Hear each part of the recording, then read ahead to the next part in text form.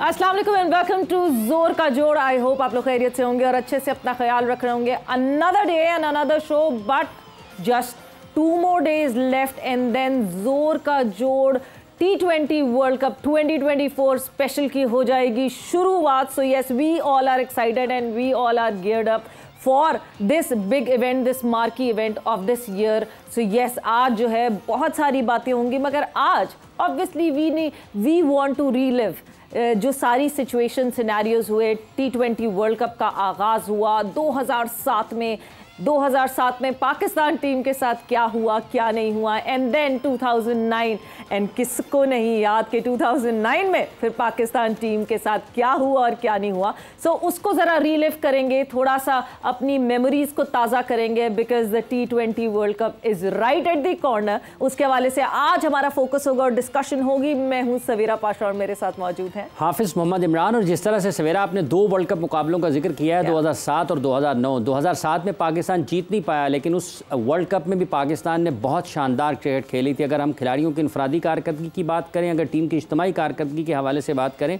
तो जिस तरीके से पाकिस्तान ने उड़ान ली शुरू में, कुछ मैचेस अगर अच्छे नहीं गए, लेकिन टीम जैसे वापस आई, मोमेंटम पकड़ा, मिडल ऑर्डर में हमारे फास्ट बॉलर्स की बॉलिंग को देखते हैं तो बहुत अच्छी कारकर्दगी का मुजाहरा पाकिस्तान ने किया। फिर 2009 में जब हम वर्ल्ड कप जीते हैं तो उसमें भी आगाज़ शायद लोगों को लगा होगा इतना अच्छा नहीं, लेकिन फिर जब टीम ने टेक ऑफ किया है तो उसके बाद फिर ट्रॉफ़ी के बगैर वतन वापस नहीं आए हैं। तो दोनों फाइनल्स पाकिस्तान ने खेले। ये बड़ी दिलचस्प चीज़ है। इस फॉर्मेट के आगाज़ में पाकिस्तान ने जिस तरीके से बैनुल अक़वामी सतह पर अपना नाम बनाया और लोगों को दिखाया अपनी T20 क्रिकेट के बारे में। बिल्कुल, यानी 2009 में we never look back. Start ऐसा हुआ था। यूजुअली आप पाकिस्तान टीम को देखें तो यही स्टाइल है हमारा, इतना टिमिड स्टार्ट होता है कि आप कहते हैं यार ये क्या करेंगे इस कैंपेन में, इस टूर्नामेंट में क्या करेंगे, and then eventually they give us दो सरप्राइजेस।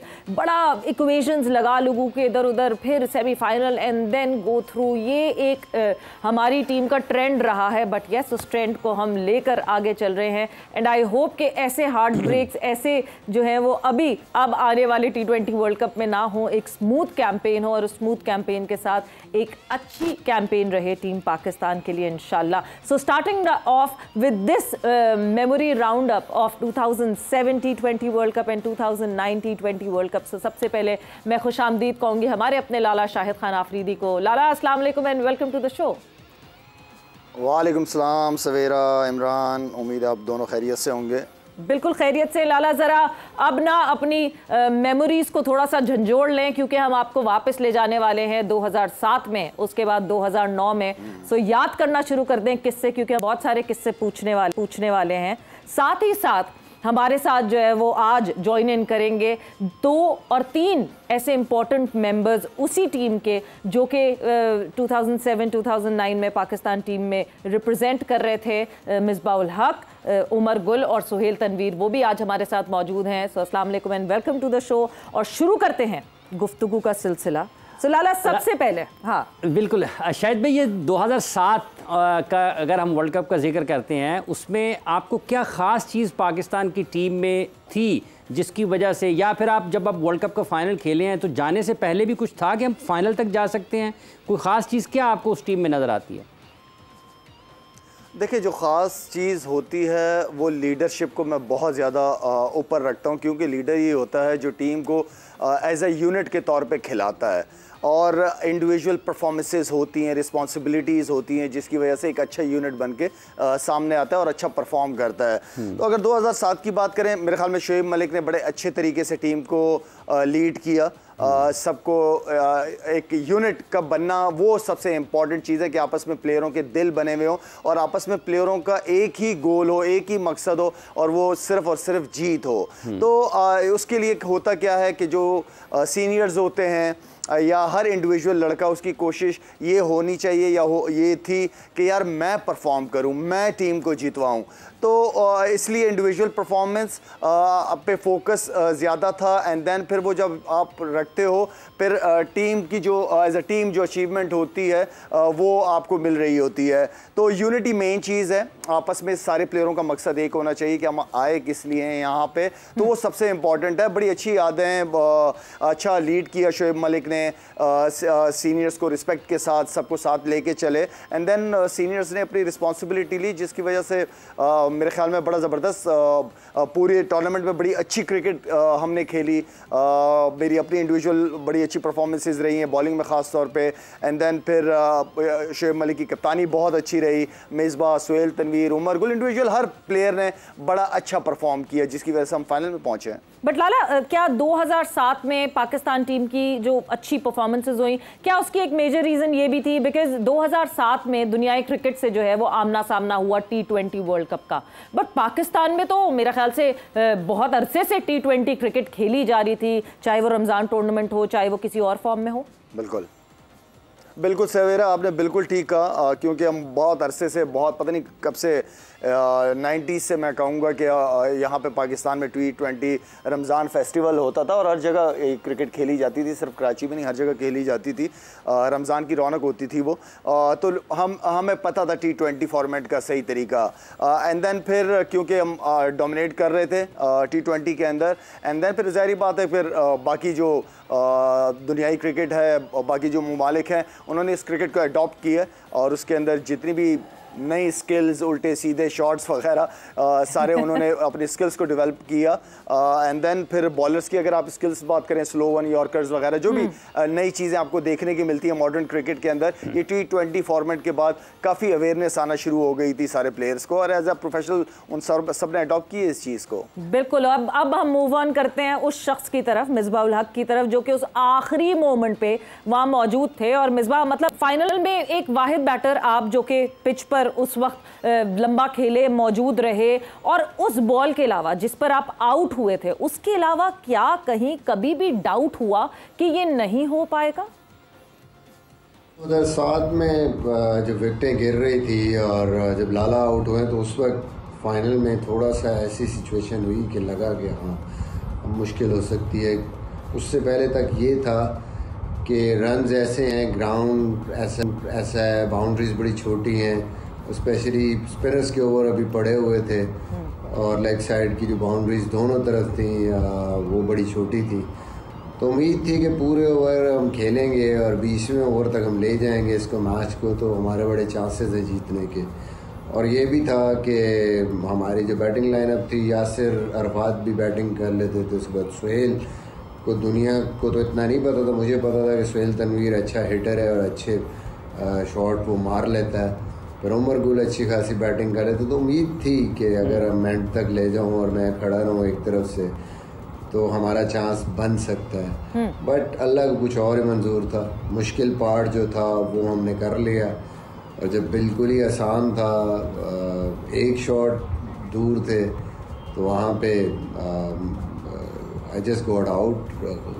शायद वो शॉट सही एग्जीक्यूट नहीं, कोई और शॉट मार देता, but this is how it is, cricket में ऐसा होता है। But through out the inning confidence था कि वो T20 क्रिकेट बहुत ज़्यादा खेले हुए, हमें बहुत एक्सपीरियंस था, मैं ख़ुद यहाँ पे, हम पाकिस्तान में इतनी ज़्यादा T20 क्रिकेट खेलते थे, और उसकी वजह से था कि मैच जब तक आप अंदर हैं मैच आप लेके जा सकते हैं। But it happens in cricket, और ऐसे ही आपको जब लगता है मैच हाथ से निकल गया है तो कई दफ़ा आप जीत जाते हैं, और जब लगता है कि मैच अब हमारे हाथ में है तो वहाँ से आप मैच जो है वो कई दफ़ा आप हार जाते हैं। तो this is I think the beauty of cricket. ये तो क्रिकेट की यही खूबसूरती है, जाहिर सी बात है, जहाँ आप सोच रहे होते हैं यार ये गुजर गया, जीत गए, निकल गए, वहाँ जो है अचानक से कहानी में ट्विस्ट आ जाता है। लाला, कहानी में ट्विस्ट आपके कब जहन में ये आया कि नहीं जी अब शायद जो है हम यहाँ से नहीं जीत पाएंगे? व्हेन डिड यू थिंक कि आपका वो टर्निंग पॉइंट था कि नहीं जी ये फाइनल अब हमारे हाथ से निकल गया? अच्छा सवेरा जी, क्योंकि मैं हमेशा समझता हूँ कि पाकिस्तान टीम के अंदर मैं अपनी परफॉर्मेंस को बहुत सामने रखने की कोशिश करता हूँ कि अगर मैं परफॉर्म करूँगा तो पाकिस्तान टीम जीत जाएगी। मेरा माइंडसेट हमेशा से रहा है बॉलिंग में, बैटिंग में, कि यार शाहिद अफरीदी साहब अगर आप परफॉर्म करोगे पाकिस्तान टीम जीत जाएगी। क्योंकि दूसरों को देखना बहुत आसान होता है, लेकिन अपनी परफॉर्मेंस पर नज़र डालना ये बहुत ज़रूरी चीज़ होती है। और जब मैं आउट हुआ तो फिर मैं ड्रेसिंग रूम में बैठा और मैंने कहा शाहिद अफरीदी साहब आपने बहुत बड़ा मौका मिस कर दिया। ठीक है, बॉलिंग में बड़ी अच्छी परफॉर्मेंसेज रही हैं, लेकिन आज का मैच आपको जितवाना चाहिए था। तो वहाँ मैं हिम्मत हार गया था, ड्रेसिंग रूम में बैठा था, मैंने कहा यार अब मुश्किल है, मेरा नहीं ख्याल कि आप जीत पाएंगे। लेकिन जिस तरीके से मिसबाह उल हक लेके चला सेंसिबल तरीके से, और उस सिचुएशन को जितने स्मार्टली उस लड़के ने खेला है, मेरे ख्याल में वो बहुत ज़बरदस्त है। उसने बिल्कुल जो है ना, मतलब मैं ड्रेसिंग रूम में बैठा रहा और मिसबाह खेल रहा है, मैंने कहा यार चलो एक और विकेट गिर जाएगी, हार गए यार, इतना अच्छा मौका था, क्यों मिस कर रहे हैं हम लोग। लेकिन मिसबाह ने आउटस्टैंडिंग इनिंग खेली थी, बहुत आला ज़बरदस्त तरीके से, जहाँ ज़रूरत थी मैच ख़त्म कर दिया था उस लड़के ने। उसने जितवा दिया था पाकिस्तान को, उसका आउट के बॉल को हटा के उसने ऑलमोस्ट जितवा दिया था। तो उसके बाद जब उस शॉटें लगना शुरू हुई तो मैं ड्रेसिंग रूम से बाहर आके बाहर की तरफ बैठ गया। वो सेंचुरियन कह रहा हूँ, जो जोबर का जो ग्राउंड है उसमें अंदर भी ड्रेसिंग रूम है और फिर बाहर में भी ड्रेसिंग रूम है। तो मैं बाहर आके बैठ गया था और मिसबाह की बैटिंग को, और बस मैंने कहा या अल्लाह मिसबाह ये मैच जितवा दे। तो वो एक बॉल ने जो है ना, एक बॉल ने पूरे ड्रेसिंग रूम में मेरी ऐसी चीख निकलवा दी थी ना कि यार ये शॉट क्यों नहीं लगा। इसलिए कि अपॉर्चुनिटी थी, जीत गए थे, नामुमकिन काम से मुमकिन की तरफ जा रहा था। तो वो जीत जो थी बस वो एक बॉल से वो रह गई थी। और मैं मिसबाह को बहुत तंग करता हूँ, मैंने मिसबाह इतनी जान कहाँ लेके जाएगा तू ये बता, मार देता मिड विकेट खुल के छक्का। तो वो खैर आउटस्टैंडिंग परफॉर्मेंस थी मिसबाह उल हक की, नो डाउट। वो एक बॉल जोगिंदर शर्मा की है लाला, जोगिंदर शर्मा का वो आखिरी मैच था। आज तक जिंदगी में जोगिंदर शर्मा ने 4 T20 खेले हैं और वो आखिरी T20 था जिसमें वो हमसे हमारी ट्रॉफी घसीट के ले गए। उसके बाद वो भी कभी जोगिंदर भी नजर नहीं आया। अच्छा, शायद भी मिसबाह उल हक अक्सर बेशतर जब कभी बात करें तो वो कहते हैं वो आखिरी शॉट सबको नजर आता है, लेकिन ये कोई नहीं कहता कि लेके भी वहां तक मिसबाह ही आया था। देखो एंडिंग याद रहती है ना लोगों को कि फिल्म खत्म किस चीज पे हुई है। लेकिन ओवरऑल नो डाउट मिसबाह की कंट्रीब्यूशन बहुत आउटस्टैंडिंग थी, बड़ी ज़बरदस्त परफॉर्मेंसेस रही हैं मिसबाह की। मज़ा आया उसकी वो सीरीज़ देख के। और होता है मेरे ख्याल में ये चीज़ें होती हैं कि वो आखिरी एंडिंग अच्छी नहीं हुई तो लोगों को वो चीज़ ज़्यादा याद रहती है। लेकिन वो मिसबाह जिस तरह की इनिंग खेला है वो तो ना, उसने तो, हम पहले ही मैच हार गए थे लेकिन उस लड़के ने वहाँ से वहाँ तक लेके आए, एटलीस्ट इज्जत से हारे हम। बिल्कुल बिल्कुल बिल्कुल एज पे, फाइनल फिनिशेस पे, सुहेल तनवीर के वो छक्के। But Sohail, coming towards you, मतलब आपके साथ अगर मैं 2007 की बात करूं, उमर गुल, यासिर अरफात, ये ऐसी तैयारी हुई हुई थी कि कोई भी टीम जो आप लोगों के सामने आ रही थी वो वीक लगती थी। हम भरपूर तरीके से जो है वो डोमिनेट कर रहे थे और T20 फॉर्मेट में, लेकिन फाइनल बस कुछ मार्जिन से रह गया। कितना अफसोस था। अफसोस तो था ऑब्वियसली, बट कितना अफसोस था इस बात का। साथ में हमारी बॉलिंग लाइनअप वाकई बहुत ही स्ट्रॉन्ग थी और मेरे ख्याल में कंडीशन के हिसाब से थी। हमारे पास नए बॉल के बॉलर थे, हमारे पास मिडल ओवर के बॉलर्स थे और फिर डेथ पे हमारे पास उमर गुल। आई थिंक जो रोल डिफ़ाइन किए गए थे उस टूर्नामेंट में, अगर आप देखें तो उमर गुल को 12 ओवर के बाद लेके आया जाता था। वो 4 ओवर ऑन ट्रॉट करते थे, डेथ बॉलिंग अच्छी करते थे। नया बॉल पहले आसिफ भाई कर रहे थे, फिर जब मैं दूसरा मैच इंडिया के अगेंस्ट खेला, डेब्यू मैंने किया, तो उसके बाद नए बॉल पे मेरा और आसिफ भाई का रोल इंपॉर्टेंट हो गया। बीच के ओवर्स में शाहिद भाई, हफीज़ आके बॉलिंग कर लेते थे। तो हमारे पास आई थिंक रिसोर्सेज भी बड़े अच्छे थे और फिर हमने उन रिसोर्सेज को यूटिलाइज बड़े अच्छे तरीके से किया। इस वजह से हमने बहुत ज़्यादा सक्सेस हासिल की थ्रू आउट द टूर्नामेंट। हमने किसी भी टीम को करीब नहीं आने दिया। अनफॉर्चुनेटली, ऑब्वियसली मैं अगर कहूँ कि रिग्रेट कोई है लाइफ में क्रिकेट को लेके, तो ऑब्वियसली यही था कि हम 2007 का वर्ल्ड कप का फाइनल नहीं जीत सके।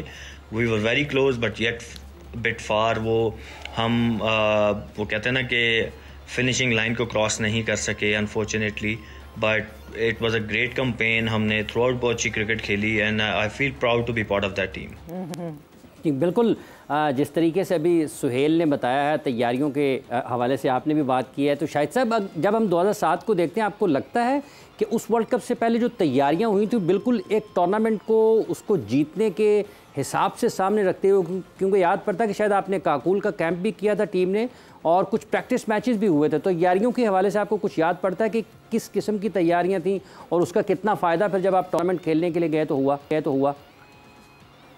इमरान, हमारी तैयारियां बहुत अच्छी थी। हमारे काकुल की कैंप की जो बात कर रहे हैं, बड़ा ज़बरदस्त एक्सपीरियंस रहा था काकुल का। हमारा बड़ी तगड़ी अच्छी ट्रेनिंग की थी, अच्छा लंबा कैंप हुआ था, प्रैक्टिस मैचेस खेले थे हमने बहुत ज़्यादा। तो उस वक्त जो थे फिर सुहेल तनवीर, एक वार्म अप मैच हो रहा था तो सुहेल तनवीर आया, तो वो मुझे जहाँ तक याद है, अगर मैं गलत हूँ तो सुहेल मुझे क्लियर कर दे, बगैर स्पाइक्स के वो बॉलिंग कर रहा था। वो यूज़ टू ही नहीं था। मेरे ख्याल में मैंने सुना था कि फर्स्ट क्लास के कुछ आध मैच उसने बगैर स्पाइक्स के खेले हैं, जॉगर्स में खेले हैं, अगर मैं गलत ना हूँ। तो उस सुहेल तनवीर का आना एंड देन वो बिल्कुल ही डिफरेंट बॉलर था और किसी को समझ नहीं थी, नया नया था, किसी ने उसके ख़िलाफ़ कोई होमवर्क वगैरह कोई वीडियोस ऐसी नहीं देखी हुई थी, ना अवेलेबल भी नहीं थी बल्कि। तो सुहेल तनवीर ने आके जिस तरीके से नए बॉल को संभाला, क्योंकि जिस तरह भी सुहेल कह रहा था कि वो और आसिफ एंड देन फिर मिडिल ओवर हमारे होते थे, हफीज़ के साथ या मलिक करता था मेरे साथ, एंड देन फिर उमर गुल आता था आखिरी के ओवर। तो ओवरऑल हमारी तैयारी हर लिहाज से बहुत अच्छी थी। ऊपर ये था कि जिस तरह सुहेल बात कर रहा है कि कंडीशन जो थी साउथ अफ्रीका की, वो हमारे पास जो स्किल्स थे हर प्लेयर्स के पास, उसको बड़ी सूट कर रही थी, उसके साथ मुताबिक बहुत स्ट्रॉन्ग कॉम्बिनेशन हमारा बना हुआ था।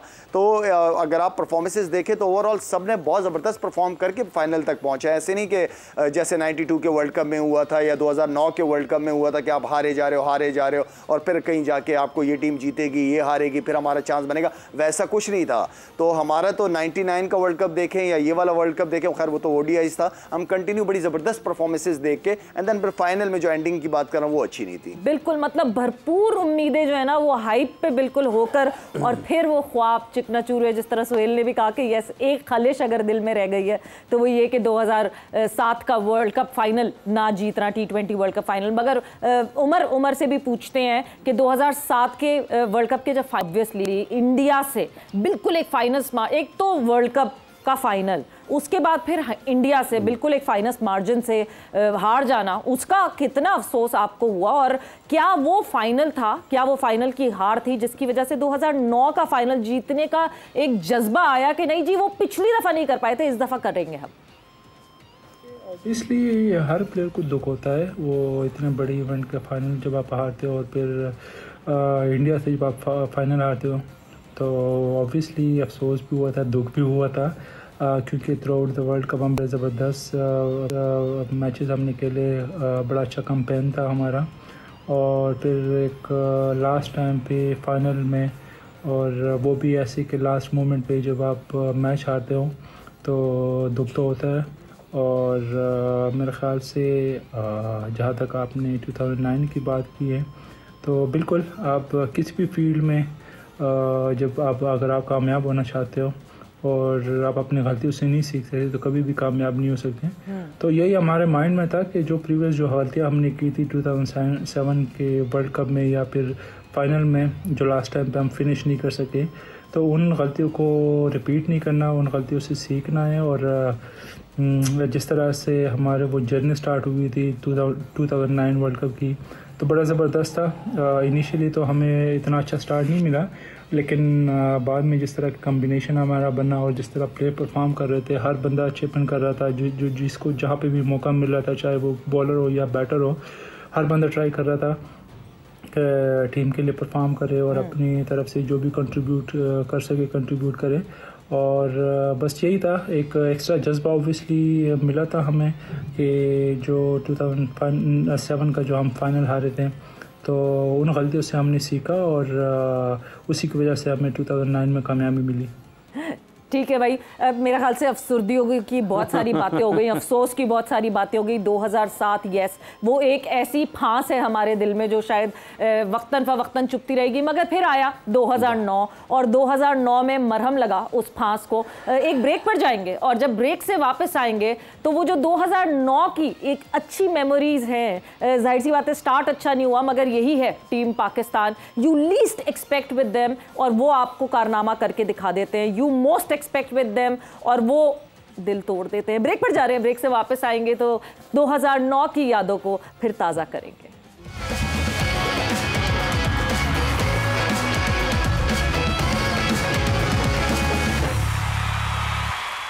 And welcome back to जोर का जोर। This is this special show today because आज हम relive कर रहे हैं the memories of T20 World Cup 2007 and 2009.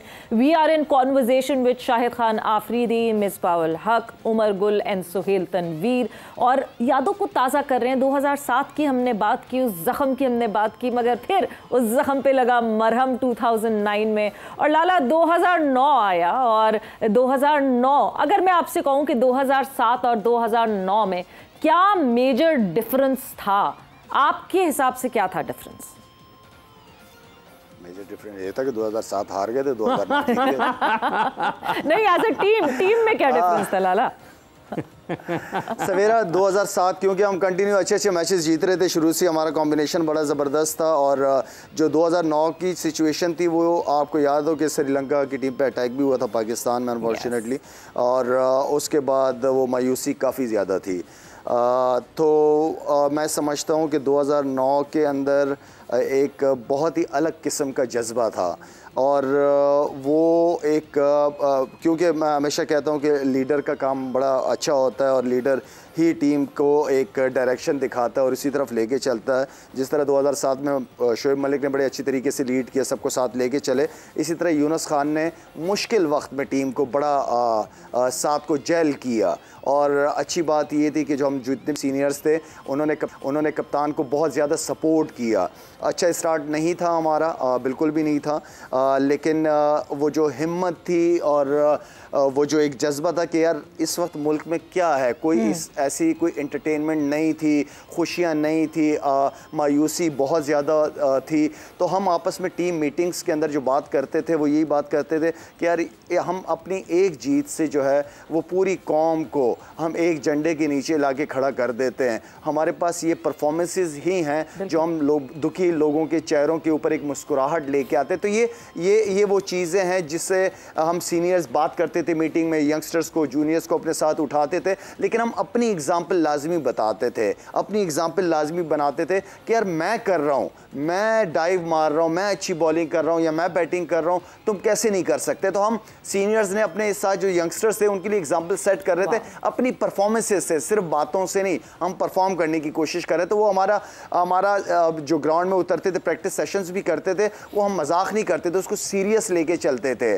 तो वो थोड़ा सा माइंड सेट जो था वो हमने चेंज करने की कोशिश की थी। हमारे लिए यही था कि यार लास्ट टाइम नहीं जीत पाए थे, लेकिन इस बार हम लोग केपेबल है, हमारे यूनिट उससे भी ज़्यादा स्ट्रॉन्ग है और हम ये टूर्नामेंट जीत सकते हैं। तो हमने कहीं हिम्मत नहीं हारी, ना यूनुस खान ने एज ए लीडर हिम्मत हारी, ना किसी अपने बॉडी लैंग्वेज से ये नहीं फील कराया कि यार हम हारने लगे। तो कप्तान ने जो जिम्मेदारियां होती हैं एज ए लीडर, तो यूनुस खान ने बड़े अच्छे तरीके से वो सारी जिम्मेदारियां अपनाई और हर लड़के ने बड़ा अच्छा परफॉर्म किया। सिर्फ 1 2 3 का नाम नहीं लूँगा, हर लड़के ने अच्छा परफॉर्म किया, थोड़ा किया, किसी ने थोड़ा किया, किसी ने बहुत किया, लेकिन एज ए यूनिट के तौर पे हम खेले टीम के अंदर। बिल्कुल। शाहिद साहब, आपको लगता है 2007 और 9 में जिस तरह से परफॉर्मेंसेस पाकिस्तान की रही और अभी आपने 2009 का जिक्र किया, तो इन दोनों टूर्नामेंट्स में पाकिस्तान के स्क्वाड में स्पेशलिस्ट थे हर जगह पर। बैटिंग में अगर हम बात करते हैं, बॉलिंग में अगर हम बात करते हैं, अगर हम ऑलराउंडर्स के शोबे की बात करें तो स्पेशलिस्ट थे। ये भी एक ख़ास चीज़ आपको लगती है उस टीम में क्या?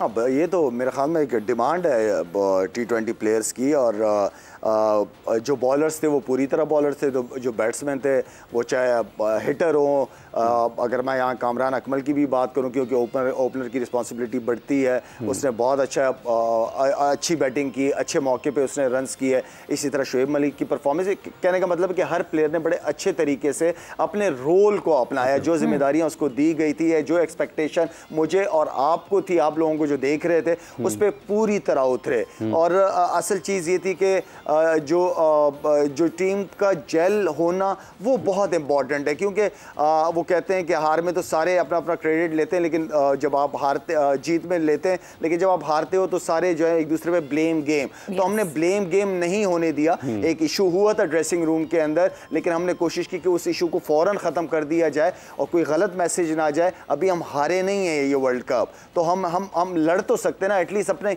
100% हर प्लेयर एफर्ट तो कर सकता है ना पाकिस्तान के लिए और अपने लिए, अपनी फैमिली के लिए। तो मेरे ख्याल में वो जो जज्बा था वो एक अलग नज़र आया हर प्लेयर के अंदर। हर प्लेयर हंग्री था परफॉर्म करने के लिए, और अल्हम्दुलिल्लाह जब अपनी अपनी जिम्मेदारियां ली हैं, परफॉर्मेंसेस की हैं, टीम खुद ब खुद जीती है। और बिल्कुल वो यूनिटी फिर over the period of time एक गोल की तरफ आगे बढ़ गई और जिसकी वजह से हमें ये जीत हासिल हुई। बट जहाँ हाफिज़ आपने स्पेशलिस्ट की बात की है और जिस तरह स्पेशलिस्ट थे उस टीम के अंदर, चाहे बॉलर हो, बैटर हो, ऑलराउंडर हो। सो बॉलिंग में ऑब्वियसली उमर, तरह आपने 2007 में हाईएस्ट विकेट टेकर आप टूर्नामेंट के रहे, एंड देन 2009 में आपकी बॉलिंग का एक बहुत बड़ा इम्पैक्ट था जिसकी वजह से पाकिस्तान को ये वर्ल्ड कप जीतने का मौका मिला। कौन सी यादगार विकेट है जो जिस पे यूल से कि ये थी मेरी सबसे इंपॉर्टेंट यादगार विकेट? जी अल्हम्दुलिल्लाह बड़े ज़बरदस्त बॉलिंग रही through out the world cup. अगर आप 2007 की बात करें या 2009 की बात करें तो बड़े ज़बरदस्त बॉलिंग रही है। सबसे इम्पोर्टेंट चीज़ फ़िटनेस है, मैं बहुत ज़बरदस्त फिट था, अच्छे रिदम में था।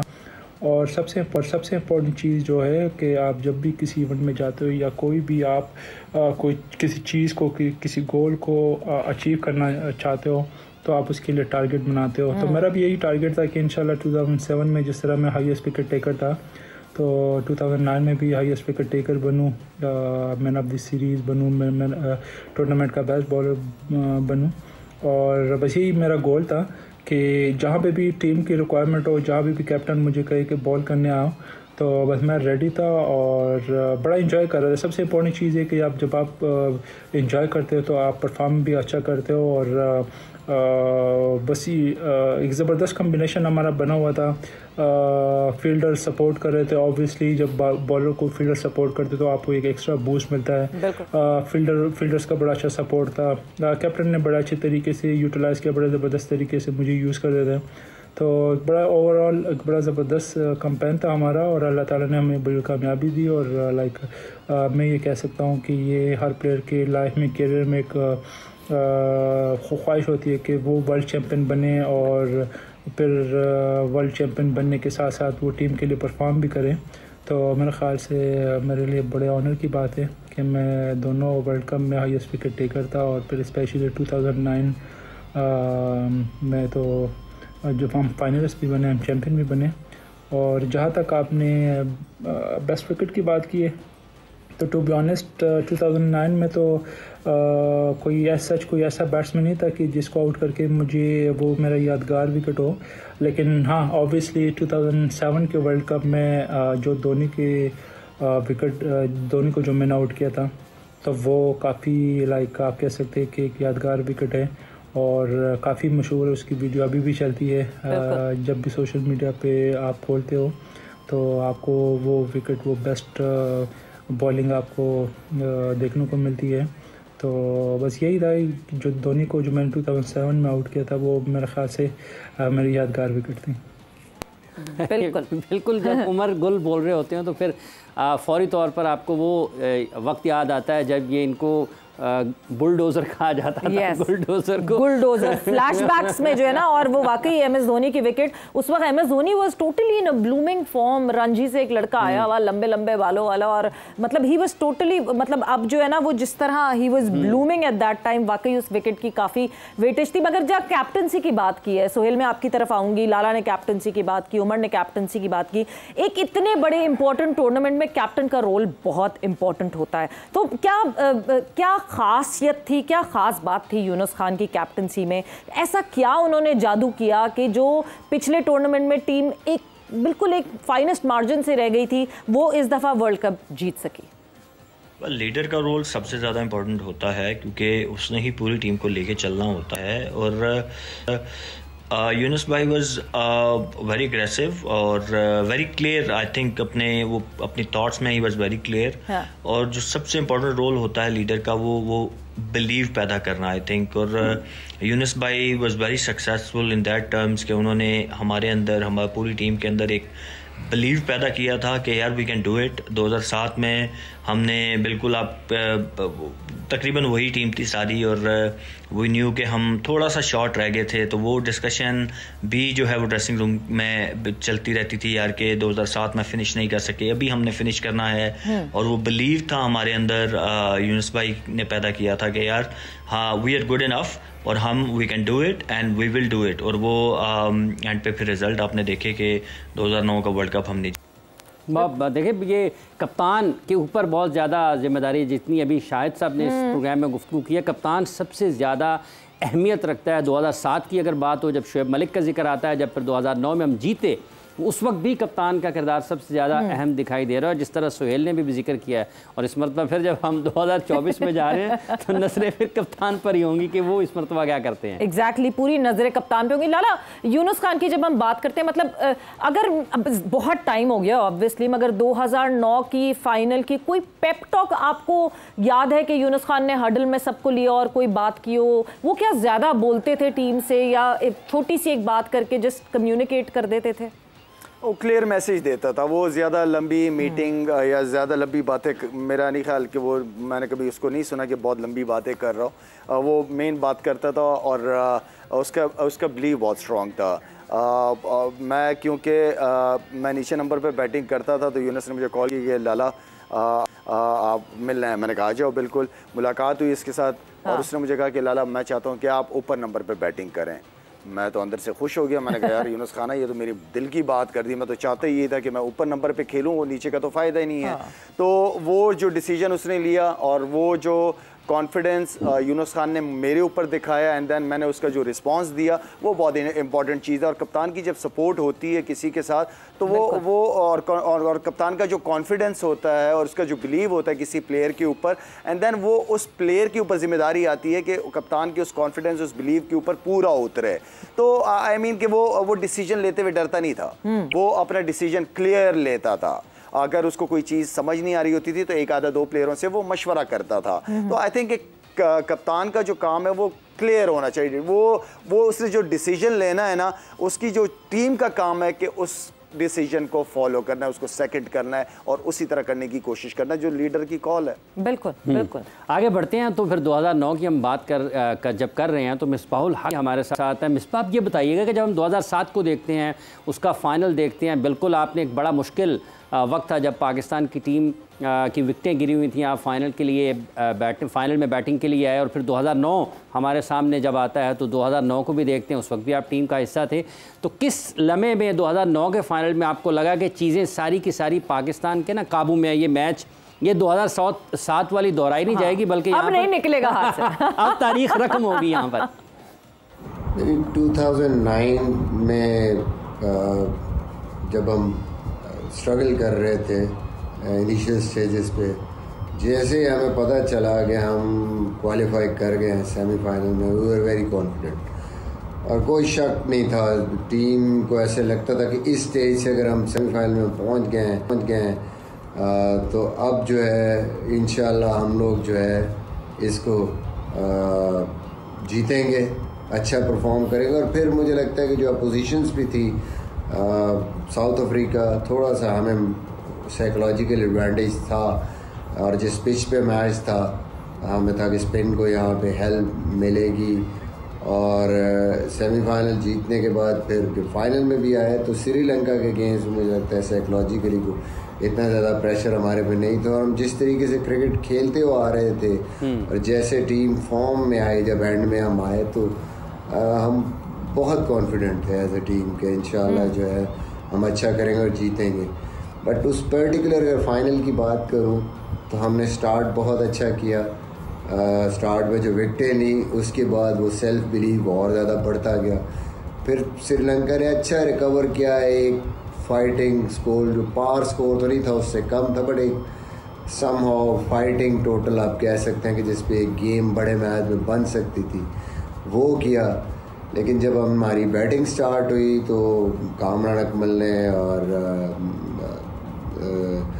जो हमारे ओपनर्स थे साथ, जो टॉप ऑर्डर था हमारा, जिस तरीके से हमने स्टार्ट दिया, उसके बाद टीम में जो फीलिंग थी वो यही थी कि हम लोग जो है सही जा रहे हैं। और फिर एक स्टेज आई कि जहाँ पे मुझे याद है थोड़ी सी एवरेज जो है थोड़ा सा टेंस हो गया सिचुएशन। शायद अफरीदी खेल रहे थे बट वो सही मायनों में वो ओवर था मुरलीधरन का जिसमें शायद अफरीदी ने लाला ने जो उसको छक्का लगाया और उस ओवर में रन्स लिए और उसके बाद ऐसी सिचुएशन आई कि थोड़ा सा ईज डाउन हो गया और उसके बाद फीलिंग हमारी ऐसी, हमें फील हुआ कि यार ये अब इतना बड़ा इशू नहीं है, अब गेम जो है हमारे हाथ में।